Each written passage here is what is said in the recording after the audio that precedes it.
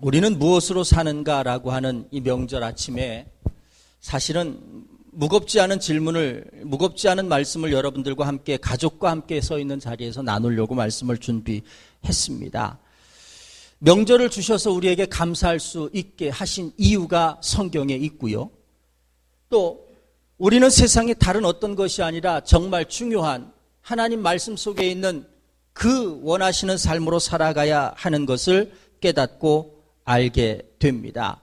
그래서 오늘 여러분들은 무엇으로 살아야 하는가라고 하는 것을 생각하면서 먼저 성경적인 두 가지 주제를, 오늘 본문의 결론을 여러분들에게 말씀드리고자 합니다. 진정한 감사절은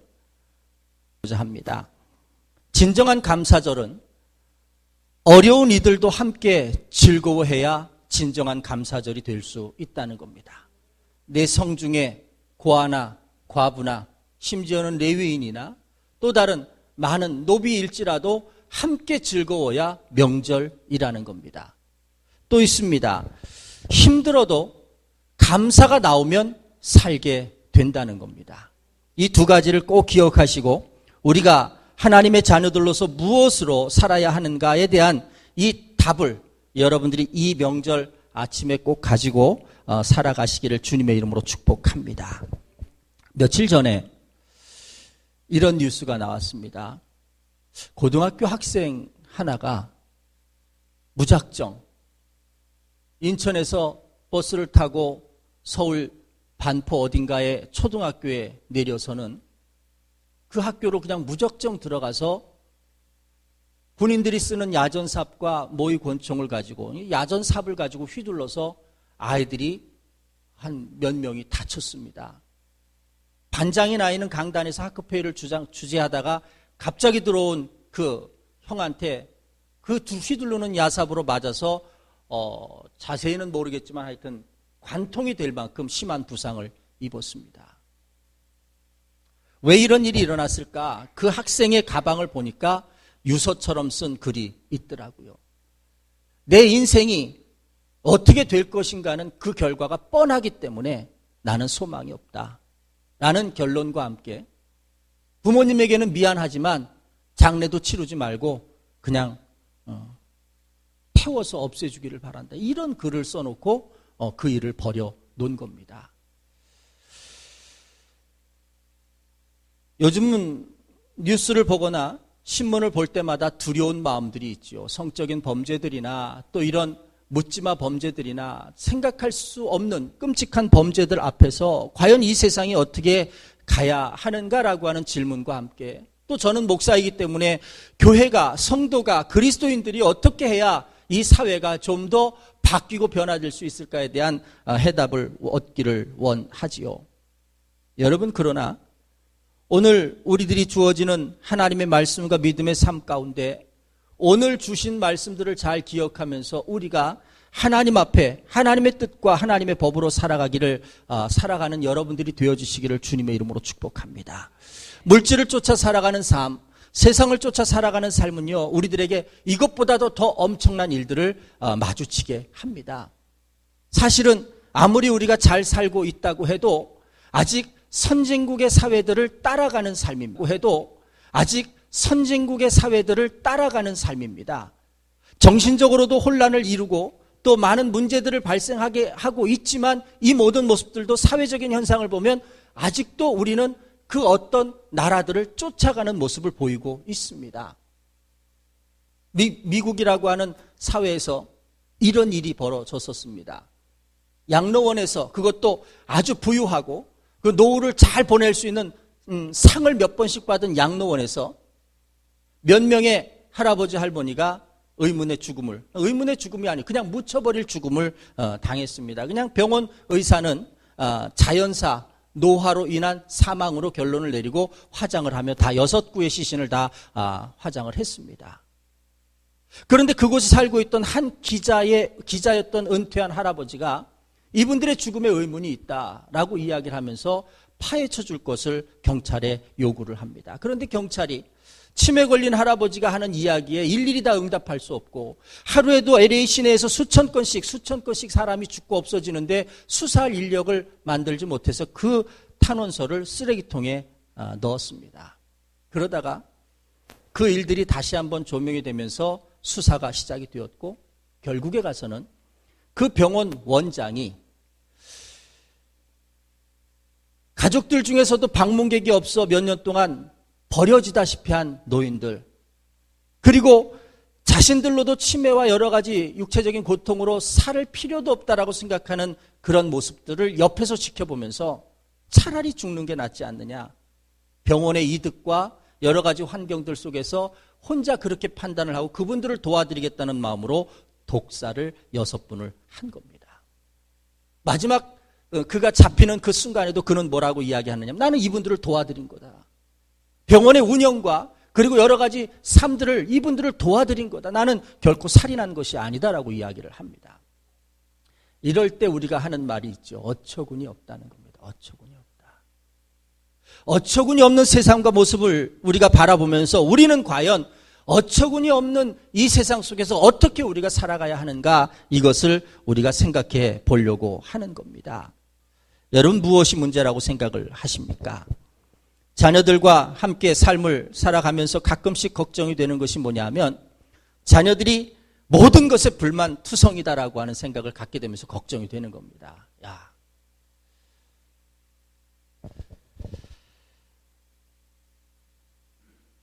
여러분, 우리들의 자녀들에게 감사를 가르쳐야 하지 않겠습니까?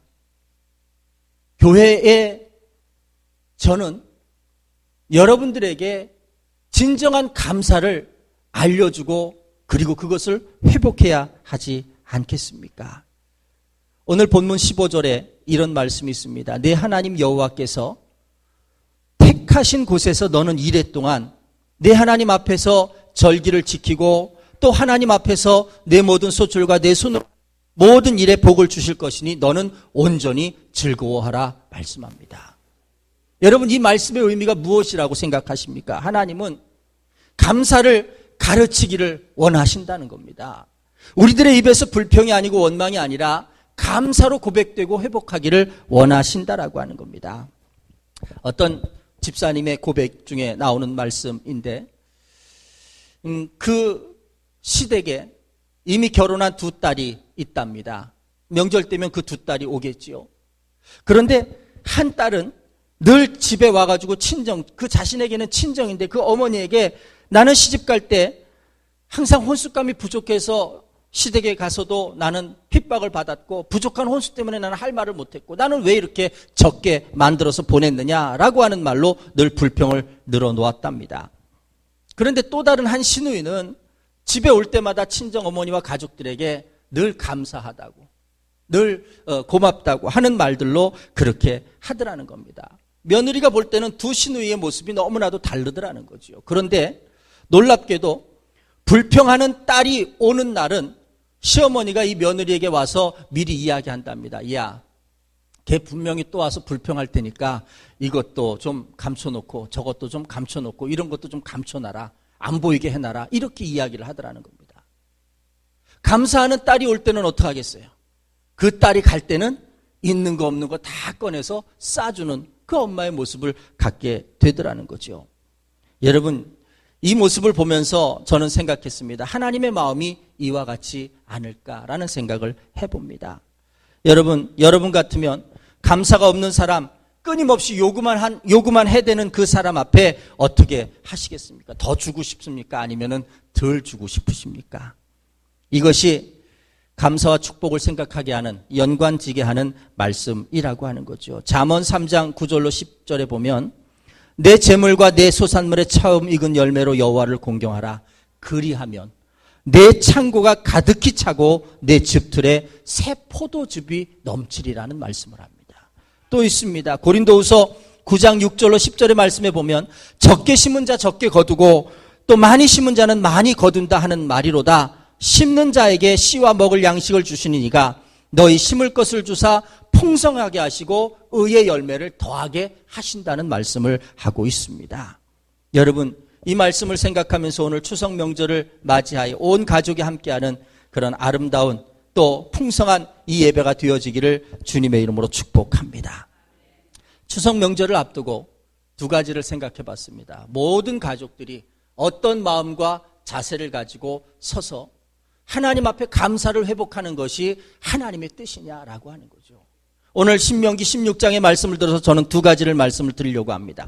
첫 번째로 이 말씀이 무엇이냐면 어려운 이웃을 향해 하는 배려하는 삶이 있어야 된다는 겁니다.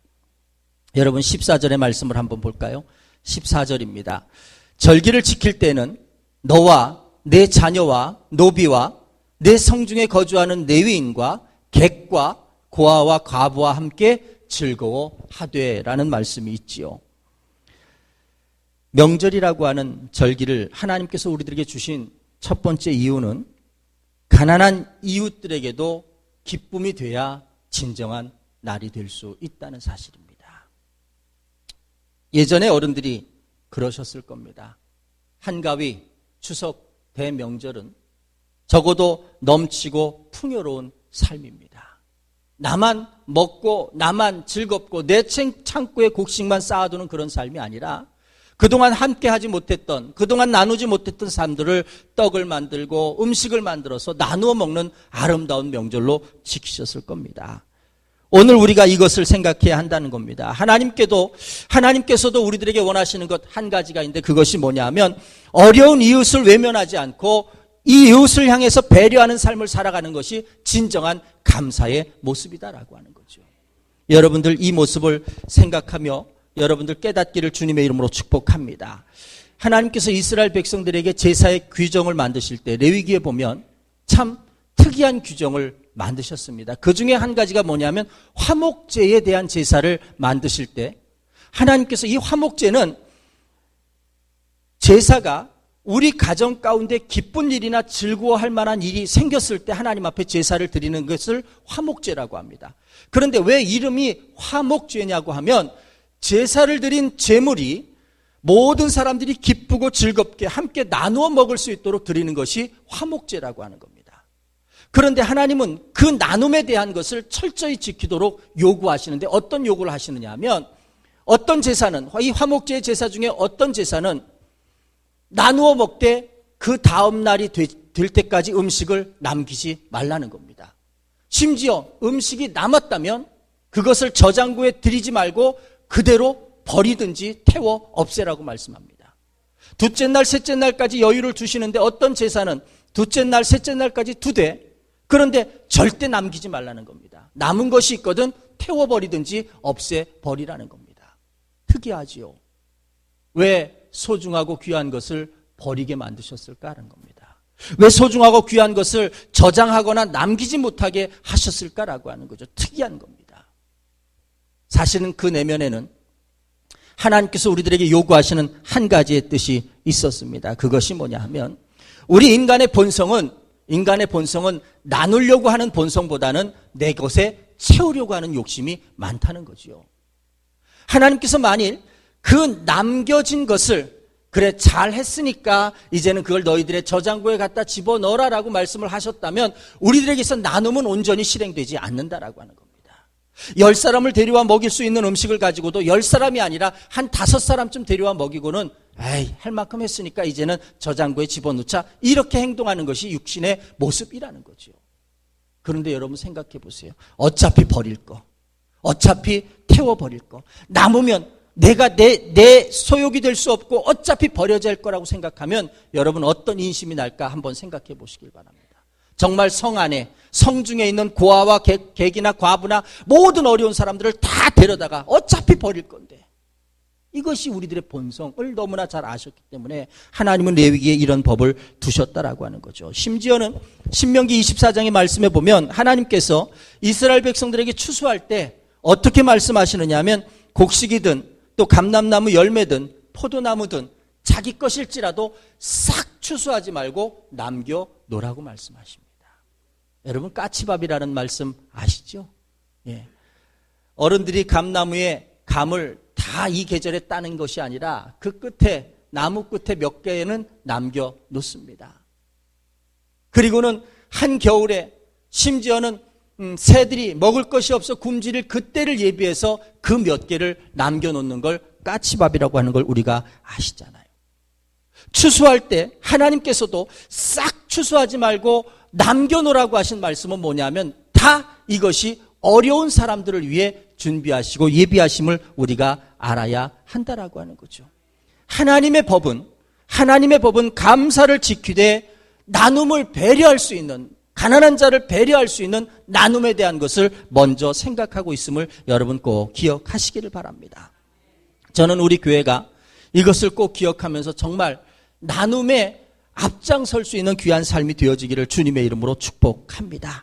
사실은 저는 행복합니다. 왜냐하면 재정부가 들으면 어떨지 모르겠지만 우리 교회는 많이 힘들어도 많이 나누려고 애쓰고 노력하는 모습이 저는 감사합니다.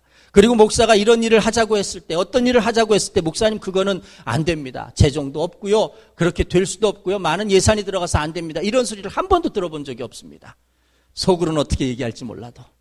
그저 대책 없는 목사님, 무모한 목사님이라고 할지는 몰라도 어쨌든 이것이 하나님의 법을 실현하는 일이고 우리가 그것을 통해서 하나님이 주시는 축복을 경험하는 길이라고 한다면 우리는 아낌없이 내놓을 준비가 되어 있다는 겁니다. 여러분, 이렇게 나 자신을 위해서 물질이 쌓여져 가기보다는 지역과 이웃을 위해서 거룩하게 흘러가게 하는 아름다운 나눔의 본이 보여지기를 주님의 이름으로 축복합니다. 감사절은 그래서 우리들의 삶을 바꾸기 위한 하나님의 놀라운 계획이 있음을 우리가 깨달아야 한다는 겁니다. 유명한 심리학자인 레오 버스카글라이가 그의 저서에서 이런 이야기를 써놨습니다. 자신의 어머니에 대한 옛날의 어린 추억을 이야기하는데 어느 날 아버지가 집에 들어오셔서 폭탄 선언을 했습니다. 우리 집에 사업이 망해서 이제는 아무런 물질적인 도움을 줄 수 없고 지금부터는 우리가 아주 힘들고 어려운 삶을 살아가게 될 것이다라고 하는 파산 선언을 했습니다. 그런데 그 선언을 하고 난 뒤에 그 소식을 들은 어머니가 자신이 가지고 있던 금붙이나 귀한 것들을 가져다가 팔아서 그날 저녁을 아주 성대한 잔치를 벌였다는 겁니다. 나중에 이 이야기를 듣는 친척들이 비난을 했다는 거죠. 미쳤냐? 남편이 사업에 파산을 해서 지금부터라도 허리띠를 졸리고 아껴야 할 그 시점에 오히려 있는 것들을 다 팔아서 잔치를 벌인다는 게 말이 되느냐, 이렇게 친척들은 이야기했었지만 그때 그 어머니가 그 이야기를 들으면서 가족들과 함께 이런 이야기를 했다는 겁니다. 그날 저녁이야말로 우리 가족에게는 그 어떤 때보다 기쁨이 필요했던 저녁이기 때문에 그런 일을 했다는 거죠. 어머니의 생각은 달랐습니다. 좌절하고 절망하고 불안할 가족들에게 무엇보다도 기쁨으로 시작해야 하는 가장 중요한 순간인 것을 아셨기 때문에 그렇게 했다는 거지요. 그때 그 일을 경험한 그 교수의 아버지가 이렇게 어머니에 대해서 평가를 합니다. 내 어머니는 우리에게 자신의 보석보다 우리 가족이 더 소중하다는 걸 깨워주셨고 나는 그날 다시 용기를 갖고 내 인생을 도전할 수 있는 그 시작이 그날 되었다라고 하는 거죠. 여러분, 우리에게 이런 감사절이 필요한 겁니다. 오늘 사랑하는 가족들과 함께 아침 식사를 하시고 함께 교제를 하시면서 함께 시작을 하시는데 이런 모습으로 서로에게 힘이 되어주고 서로를 세워줄 수 있는 모습이 되시기를 주님의 이름으로 축복합니다. 힘들고 어려울 때 더 감사할 수 있는 우리들의 모습이 된다면 그것이 우리가 살아갈 길이다라고 하는 거죠. 또 한 가지, 이 이야기는 사실상 목사로서 하기 많이 힘든 이야기 중에 하나이지만 오늘 하나님께서 말씀하신 것을 따라 여러분들에게 두 번째 삶에 대한 말씀을 드리려고 합니다. 그것은 뭐냐? 하나님께서는 분명히 감사절을 지키라고 말씀하신다는 겁니다. 17절에 보면 각 사람이 내 하나님 여호와께서 주신 복을 따라 그 힘대로 드리라는 겁니다. 죄송한 말씀이지만 그 힘대로 드리라고 하는 말씀은 무엇이냐 하면 물질이면 물질, 재능이면 재능, 또 다른 것이면 받은 만큼 하나님 앞에 내가 아끼지 말고 드릴 수 있는 모습이 되어져야 한다는 겁니다. 사실은 그런 거지요. 어려울 때일수록 여러분 하나님 앞에 물질로 충성하십시오라는 이 말 새기기가 어려운 말입니다. 목사인 저도 여러분들에게 드리기가 참 어려운 말입니다. 상황과 사정을 뻔히 알면서도 하나님 앞에 하나님의 것을 드리며 최선을 다해서 예물을 드리십시오라고 하는 이 말이 쉽지 않습니다. 어떻게 보면 정말 긍휼과 자비의 하나님이 맞느냐라고 하는 생각이 들 만큼 또 우리 가운데 의문도 듭니다. 제가 어릴 때 저는 성도들과 생활하는 이 삶이 밀접했기 때문에 저는 이런 소리를 듣고 자랐습니다. 어느 날 교인들끼리 서로 하는 이야기를 들었습니다. 살기도 힘들고 점점 살기도 힘들어지는데 무슨 감사야. 목사님이 감사 예물과 감사를 고백하라고 하는 말들 속에서 얘기가 나온 겁니다. 힘들어 죽겠는데 무슨 감사냐는 거죠. 우리 사정 뻔히 알면서 무슨 헌금이라는 거죠. 제가 그때 목사가 아직 되지는 않았지만, 그리고 목사의 꿈도 꾸지는 않았지만, 제가 목사가 되고 난 뒤에 그런 기도를 하나님 앞에 드린 적이 있었어요. 하나님, 목회를 좀 멋있게 하면 안 될까요? 성도들에게 치사하고 째째하게 가져와라 하는 말보다는 여기 이만큼 쌓여 있으니까, 하나님이 이만큼 쌓아놓으셨으니까 좀 가져가시오. 좀 이런 목회하면 안 될까요? 제 기도 중에 한 기도가 그거였었어요. 좀 목회도 성도들에게 이런 구구한 이야기 하지 않고 구구하다고 구차하다고 생각이 들었었어요. 그냥 하나님의 전이, 하나님의 축복이 그냥 커서 성도들에게 뭐 필요합니까? 가져가세요. 뭐 도와드려야 됩니까? 가져가세요. 좀 이런 목회를 하면 안 될까? 그 기도가 응답이 안 됐습니다. 왜냐하면 하나님의 뜻이 아니기 때문에 응답을 안 해주시는 겁니다.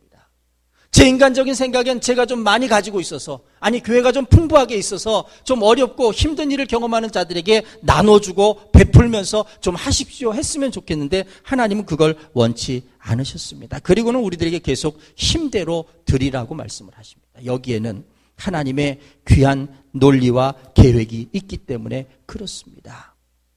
여러분, 하나님께서 우리들에게 감사절을 힘써 지키라고 하신 이유는 한 가지입니다. 우리 백성은, 우리들은 너무나 쉽게 감사를 잊어버리고 불평과 원망 속에 살아가기 때문에 그렇습니다. 불평과 원망이 거듭되어지면 우리들에게는 우리가 속히 세상적으로 말하는 악만 남게 되고, 이 악은 결국 우리를 멸망으로만 이끌고 갈 수 있는 그런 길이 된다라고 하는 거죠. 이스라엘 백성들이 광야에서 여러분 삶에 사는 모습을 한번 보시길 바랍니다. 얼마나 많은 하나님의 은혜를 받았습니까? 홍해 바다가 갈라지는 역사를 경험합니다. 아침이면 만나가 떨어져 있고 고기가 먹고 싶다 그러면 메추라기 떼가 날라와서 음식을 해결하는 축복을 받습니다. 또 날이 뜨거우면 하나님께서 구름 기둥으로 해를 가려주시기도 하고, 밤에 추우면 불 기둥으로 이 백성들을 인도하시기도 했습니다. 우리가 볼 때는 지금 그 중에 한 가지만 경험해도 우리는 참 믿음이 좋아질 것 같은데, 이 백성들은 그런 일들을 숱하게 경험했습니다. 그런데 놀랍게도 출애굽기에 보면 이스라엘 백성들은 어려움을 만날 때마다 하나님 앞에 불평하고 원망합니다. 그 일로 인해서 여호수아와 갈렙을 제외한 많은 대다수의 사람들은 광야에서 뼈를 묻게 되고, 그의 후손들이 하나님이 약속하신 축복의 땅에 들어가는 결과를 얻게 되는 거지요. 여러분, 불평과 원망의 죄가 얼마나 무서운가를 우리는 알아야 한다라고 하는 겁니다. 고린도전서 10장 10절의 말씀입니다. 저희 중에 어떤 이들이 원망하다가 멸망시키는 자들에 의해서 멸망했으니 너희는 저희와 같이 원망하지 말아라는 겁니다. 원망은 이렇게 엄청난 결과를 가져온다라고 하는 거죠. 이런 찬송이 있죠. 세상 모든 풍파 너를 흔들어 약한 마음 낙심하게 될 때에 내려주신 주의 복을 세여라. 주의 크신 복을 내가 알리라. 받은 복을 세어보아라라고 말씀합니다. 내가 세상에서 살아가면서 힘들고 어려울 때마다 내게 어떤 복이 주어졌나를 생각해 보라는 겁니다. 여러분, 추석 명절 가족들과 함께 하면서 물론 많은 삶들이 힘들고 지금 우리가 처하고 있는 많은 모습들이 어려운 상황 가운데 있지만, 그러나 여전히 우리가 모일 수 있고, 여전히 우리가 가족들과 함께 식사할 수 있고, 그리고 함께 대화를 나눌 수 있고, 이 모든 것들 통해서 받은 복이 얼마나 큰가를 생각해 보셨습니까? 이것입니다.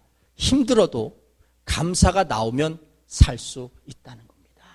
우리 가족 중에 정말 힘들고 어려운 상황을 처했습니다. 그런데 그의 입에서 그래도 감사를 고백할 수 있게만 만들어 놓으면 그 사람은 살 수 있는 삶이 된다는 겁니다. 이것이 중요하다라고 하는 거죠. 오늘 우리가 성령의 인도하심과 그 음성의 귀를 기울이게 되면 우리가 얼마나 큰 은혜를 받았는가를 깨닫게 됩니다.